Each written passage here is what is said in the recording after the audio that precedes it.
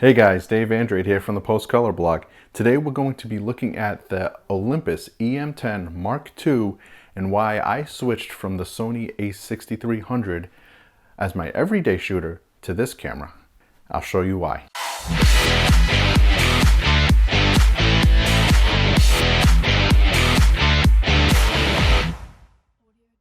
Now, first off the bat, let me clarify something, and this is, just so I don't prevent any future endorsement deals from Sony.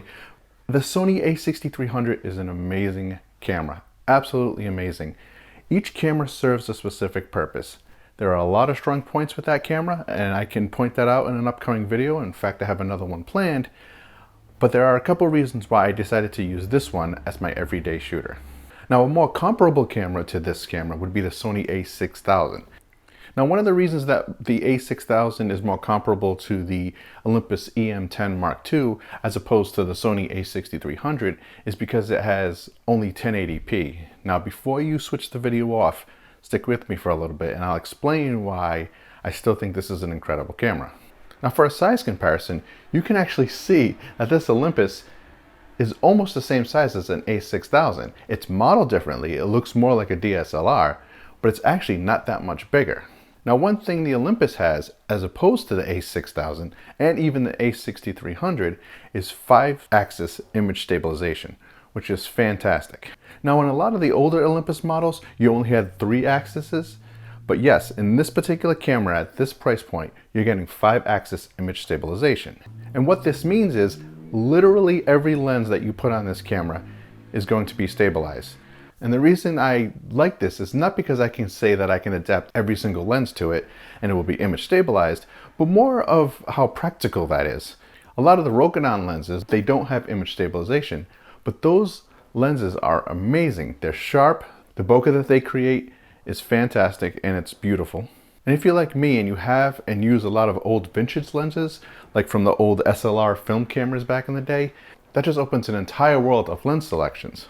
Now, that's not to say that you can't adapt these to the Sony A6000. I've done that myself. They do have adapters for old manual MD or Canon FD lenses. But again, without using a monopod or a tripod, you're going to get shaky footage. Some other impressive things that make this comparable to the Sony A6000 is the movie specifications. Now, to be fair, on the Sony, they ended up eventually releasing the XABCS codec into the Sony A6000 bodies, which they didn't have initially, and that's fantastic. That's 50 megabytes per second. But now if we're heading over to Olympus, you're getting 50 megabytes per second too. Now, there are some things I don't like about it. Some of the settings are strange and you can't map all the function buttons to all the options. So in other words, if you wanted function 3 to have a certain thing that function 1 has, let's say, it gives you a list of items that you can set it to, but they're not everything that the other function options have. The ergonomics are a little strange. The grip on the front is not that large. And don't get me wrong, I absolutely love the dials on the top. It seems a little bit small for my hand, but it's not unusable at all. I don't necessarily mind the power button being on the left-hand side. That extra function button is a little weird, but I use that more for movie, where I'm having it on a tripod, or even if I'm holding it up, I'll set that to maybe electronic zoom or something along those lines. But I wouldn't necessarily map focus peaking or anything on that one. One benefit for me personally on this camera as opposed to the A6000 or the A6300 is that they have the viewfinder placed right in the middle.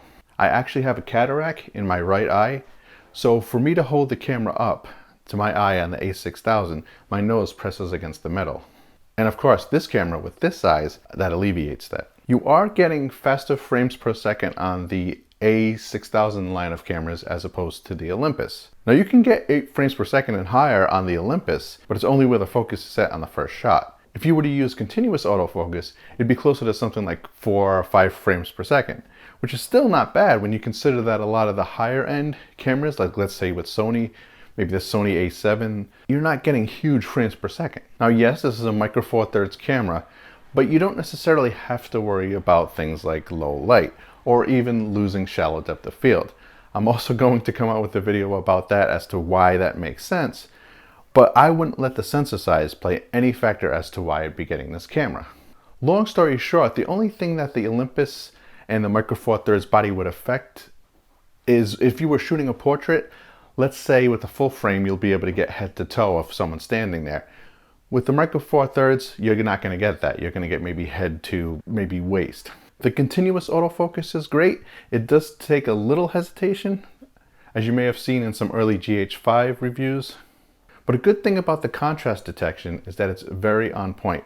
Phase detection is fast and it's really good, but the contrast detection is the one that you're looking for. Now, as you can see in some examples that I have here, the continuous autofocus will be sort of inconsistent, and that more has to do with technique and distance and things like that than it has to do necessarily with the camera or the lens.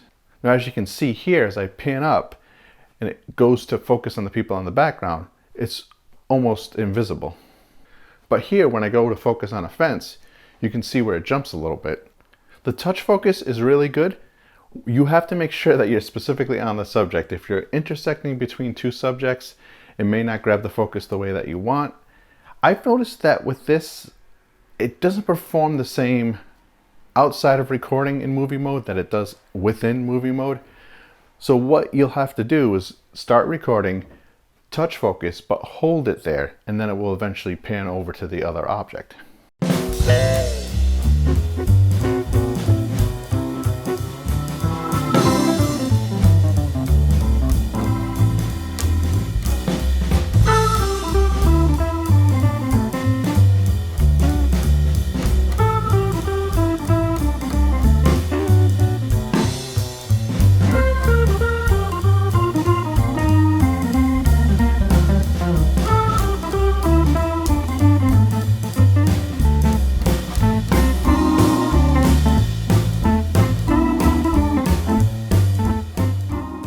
But it also has some features that you'll see in something like the Panasonic GH4. And what I mean by that is you can actually move your eye up to the viewfinder, touch the back pad, move the focus point around, and it will still work. Also, you can use an adjustable curve where you can adjust the highlights separately than the shadows. Now at this price point, where Olympus is beating even Panasonic is the focus points. There's actually 81 focus points. And this even competes with Sony. Now, yes, there are a lot of phase detection autofocus points on Sony, but contrast detection, it's not exactly the same. When you're in movie mode, you can make all your options silent. Now, of course, you'll have to have this on a tripod, but whereas on the Sony, you'll have to press some buttons and roll some dials. On the Olympus, everything is touch. So if you decide that you want to change the ISO halfway through, you choose the option, click on ISO, tap a couple buttons so that it changes, and then you're out. And this happens all while recording. This camera has focus peaking, which is great for this kind of camera because, again, if you're going to adapt old lenses, you're not going to have autofocus. But not only that, you do have the punch-in focus, and that ranges from 3 times to 5 times all the way up to 14 times. Now, I did notice that if you're going to use something like the 14 times, this is definitely a digital punch-in.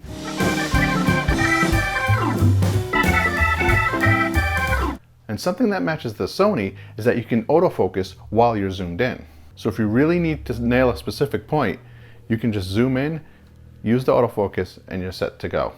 The other thing I like about this that is also comparable to the Sony is that there's eye autofocus. Now, I will come out and say that Sony really has the eye autofocus nailed down. I am not saying that the Olympus doesn't work, because it does. It works very well. But with the Sony, it works, number one, it works fantastic. Number two, you can use it in movie mode and it follows the person around. But if you're hesitating on thinking about getting this camera because you think you're losing a lot of features of the Sony bodies, things like that are still incorporated.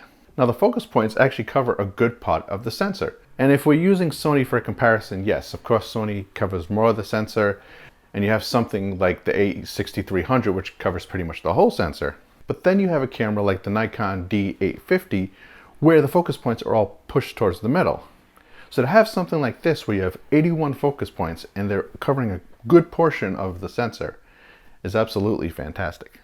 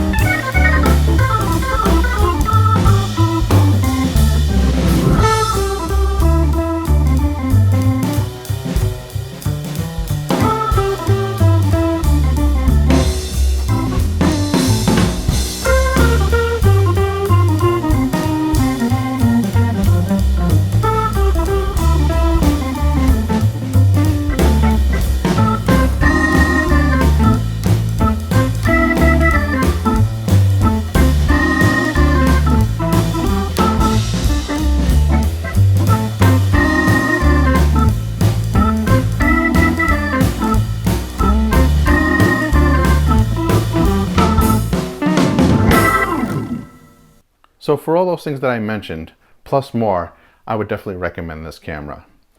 And actually, I'd like to make one final point. I'm releasing this video right around the time that they're actually releasing the Mark III. Now, I've noticed that there's absolutely more features coming out in this new one, including more focus points. Having said that, it all depends on your budget. Would I still recommend this compared to the Mark III that's coming out? Possibly. And the reason I say that is because when the Mark III comes out, it's going to be set at a certain price point. It appears that that one is going to include 4K video, which is great, but inevitably, as you see with other things, the price on this one is going to come down. And I've actually seen this one come down pretty significantly. So with this camera being a micro four thirds body with all the lenses available to you, plus all the Samyang and the Rokinon lenses available to you, plus all the old vintage lenses, in addition to the touch focus, the bright, detailed electronic viewfinder, the autofocus targeting pad, which you can use while your eye is up to the viewfinder, the fast focusing, the customization, the movie codecs, and the very detailed photos. From what I can tell, again, I don't think there's an anti-aliasing filter in here. This may be an often overlooked camera, but I absolutely love it. Will I upgrade to the Mark III? Possibly. Do I still think the Sony cameras are great cameras?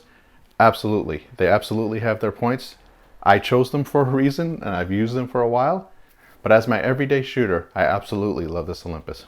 So I hope I brought to light some of the features that you have in this Olympus that you may have not even looked at.